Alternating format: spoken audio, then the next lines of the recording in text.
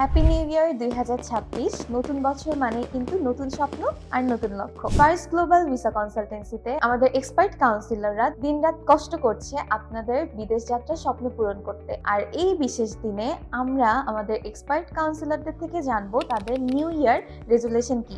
2026 সালে আমাদের স্টুডেন্টদের জন্য আপনার নিউ ইয়ার রেজুলেশন কি? আমার এই বছরের টার্গেট হচ্ছে আমার মাধ্যমে আমার যতগুলো স্টুডেন্টের ফাইল আসবে প্রত্যেকটা স্টুডেন্টের ফাইল যেন ডকুমেন্টেশন এরর রেট 0 থাকে, এইভাবেই কাজ করা, এইভাবে ফাইলগুলো নেওয়া। রিনাত আপু, ভিসা প্রসেসিং এর কোন বিষয়টিকে আপনি এই বছর আরো সহজ করতে চান? ফার্স্ট অফ অল আমি বলতে চাই আমার এই বছরের রেজুলেশন হচ্ছে ইন্টারভিউ কনফিডেন্স নিয়ে কাজ করা। অফ দ্য টাইম দেখা যাচ্ছে স্টুডেন্টরা ভালো প্রোফাইল থাকছে, তারপরও ইন্টারভিউয়ে গিয়ে তারা অনেকটা লো ফিল করছে, কনফিডেন্স লেভেলটা খুবই লো থাকছে।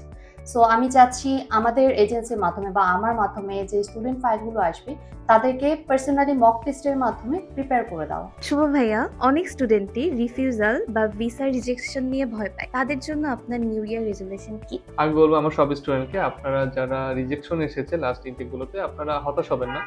আমরা বর্তমানে ভিসা রিফিউজাল অ্যানালাইসিস করছি যে কোন কারণে আসলে ভিসা হচ্ছে না। সো আমরা আরো বেটার সার্ভিস দিতে চাচ্ছি। সো আপনারা যারা রিজেকশন হয়েছে তারা আবার যেন অ্যাপ্লাই করতে পারেন, আপনাদের স্বপ্ন যেন পূরণ করতে পারেন, এটা আমাদের প্রত্যাশা থাকবে এই বছরে। সাইবা আপু, 2026 সালে যারা ভালো স্কলারশিপ পেতে চায় তাদের জন্য কি আপনার কোনো প্ল্যান আছে? ডেফিনেটলি আমি তো আমার দিক থেকে রাত দিন চেষ্টা করতেছি যেন আমি সেরা স্কলারশিপটা দিতে পারি।